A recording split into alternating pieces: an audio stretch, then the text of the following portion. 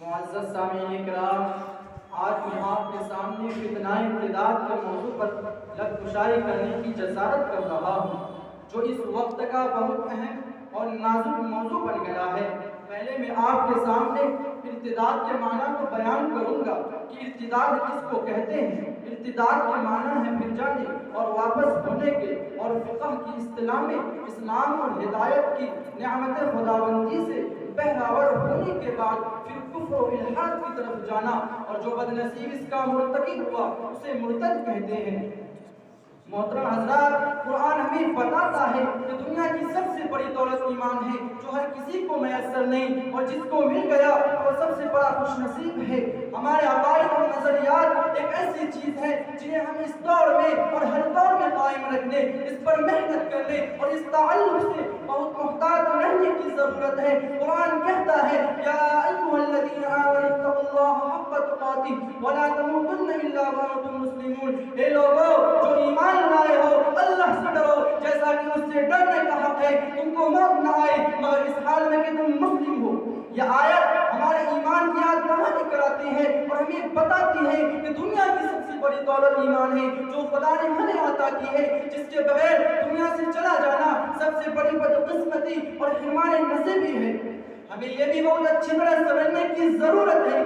کہ اگر کوئی مسلمان اسلام چھوڑ کر چلا جاتا ہے تو اس سے اس کا ہی نقصان ہے، کسی اور کا نہیں، اور یہ ایسا نقصان ہے کہ جس کی تلافی بھی ممکن نہیں ہے، اللہ یہ کہ وہ دنیا ہی میں مرنے سے پہلے سچی توبہ کر لے۔ محترم حضرات، روئے زمین پر مذہب اسلام ایک سچا اور برحق مذہب ہے جس کو انسانوں کی پیدا کرنے والے رب نے عطا فرمایا ہے۔ مذہب اسلام کی حقانیت و صداقت اور روز بروز اس کی ترقی کو دیکھ کر باطل پرست طاقتیں کب برداشت نہ کر سکتی تھی، اس لیے انہوں نے مذہب اسلام کو ہی بدنام کرنے کے لیے ایڑی چوٹی کا زور لگا دیا اور مسلمانوں کو صحیح اور برحق راستے سے ہٹانے کے لیے نت نئے ہتھکنڈے استعمال کرنے شروع کر دیے۔ کبھی اسلام کی تعلیمات پر اشکالات اور اعتراضات کی بارش کر کے مسلمانوں کے ذہنوں میں مذہب کے سلسلہ میں شکوک و شبہات پیدا کیے گئے، کبھی اسکولوں کے نصاب میں ایسے مضامین کو داخل کر کے کہ جن کو پڑھ کر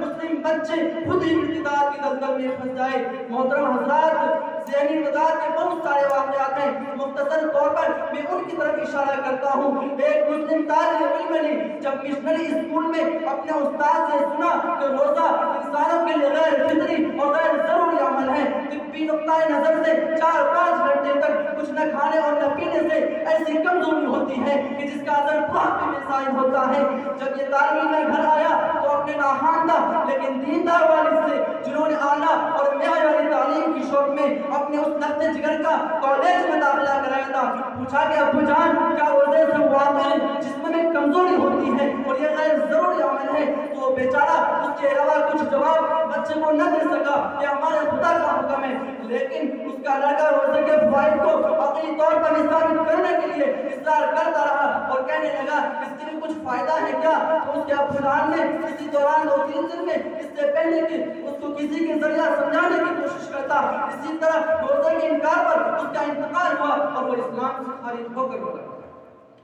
اللہ سے ڈرے دور تو تعلیم بھی فتنہ، املاک بھی، اولاد بھی، جاگیر بھی فتنہ، نہ حق کے لیے اٹھے تو شمشیر بھی فتنہ، شمشیر ہی کیا نعرہ تکبیر بھی فتنہ۔ محترم حضرات، وہ والدین جو اپنے اولاد کو صرف اصل علوم کے حوالے کر دیتے ہیں، ان کی دینی تعلیم و تربیت کی طرف یا تو بالکل توجہ نہیں ہوتے یا معمولی سے توجہ کو کافی اور مفید سمجھ بیٹھتے ہیں، لہذا ان کی ذمہ داری ہے کہ جس طرح اصل علوم پر خاطر خواہ محنت کو ضروری سمجھے، اتنا ہی یا اس سے زیادہ بنیادی دینی تعلیم یعنی عقائد و اعمال، معاملات و آداب سے متعلق ضروری امور ان کے قلب و دماغ میں راسخ کر دیں، تاکہ فتنے کے اس دور میں الحاد و ارتداد کی کوئی لپٹ انہیں متاع ایمان سے محروم نہ کر دے۔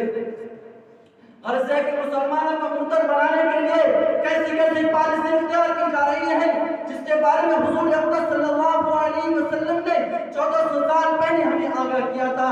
قال باركوا بالاعمال فتنا كقطع الليل المظلم يصبح الرجل فيها مؤمنا ويمسي كافرا او يمسي مؤمنا ويصبح كافرا يبيع دينه بعرض من الدنيا۔ حضور نے فرمایا تھا کہ جلدی جلدی نیک کام کرو ان فتنوں سے پہلے جو اندر رات کے حصوں بدل ہوں گے۔ صبح کو آدمی ایماندار ہوگا شام کو کافر بن جائے گا یا شام کو ایماندار ہوگا اور صبح کو کافر ہو جائے گا جو اپنے دین کو دنیا کے معمولی سامان کے بدلہ بیچ ڈالے گا۔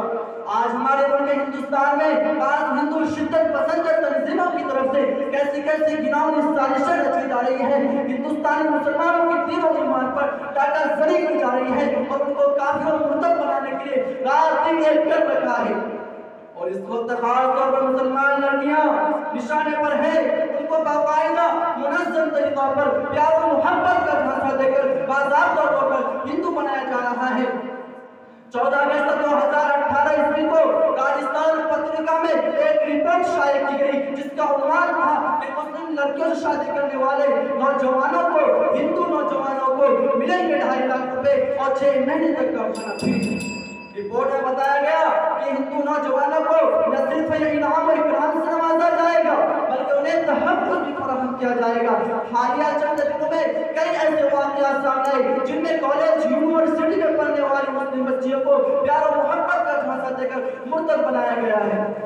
محترم حضرات، مولانا عمرین محفوظ رحمانی فرماتے ہیں کہ آج مخلوط تعلیم کا نتیجہ یہ ہے کہ ہماری بچیاں بے حیائی کے راستے پر چل پڑی ہے۔ آپ دیکھ رہے ہیں کہ کتنی تیزی سے بدکاری اور زناکاری کا سیلاب ہمارے معاشرے میں آ گیا۔ پچھلے دنوں دہلی میں علماء کرام اور سرکردہ افراد کی میٹنگ میں بات سامنے آئی کہ دہلی اور اس کے اطراف کے صرف ایک علاقے میں 500 مسلمان لڑکیاں مرتد ہو گئی۔ انہوں نے غیر مسلم لڑکوں سے شادی کر لی اور ان کے ساتھ چلی گئی۔ مہاراشٹر کے پونا شہر میں 60-70 لڑکیاں مرتد ہو گئی۔ احمد آباد، مرشد آباد وغیرہ علاقوں میں مسلمان لڑکیاں ہندو لڑکوں سے شادی کر کے ہندو بن گئی۔ غرض ہے کہ آج ہمارے ملک ہندوستان میں ان منظم سازشوں کے تحت کم و بیش 8,000 مسلمان لڑکیاں مرتد ہو چکی ہیں۔ لہذا ہماری ذمہ داری ہے کہ اسلامی نظام کے مطابق مسلمان بچیوں کو پردہ کا پابند بنایا جائے، ان میں حیاداری، عفت و عصمت کی حفاظت کا جذبہ پیدا کیا جائے، مخلوط تعلیم سے اپنی بچیوں کو بچایا جائے، ٹیوشن کلاس کے نام پر اجنبی لڑکوں سے اختلاط کو موقع نہ دیا جائے۔ اللہ تعالیٰ ہم سب کی فتنہ ابتلا سے حفاظت فرمائے، آمین۔ اگر آپ بھی چاہتے ہیں کہ ہمارے پاس اس طرح کے نئے لیٹسٹ ویڈیو سب سے پہلے پہنچے تو ہمارے چینل TF میڈیا کو سبسکرائب کیجیے اور بیل آئیکن والے گھنٹی کو دبانا نہ بھولیں۔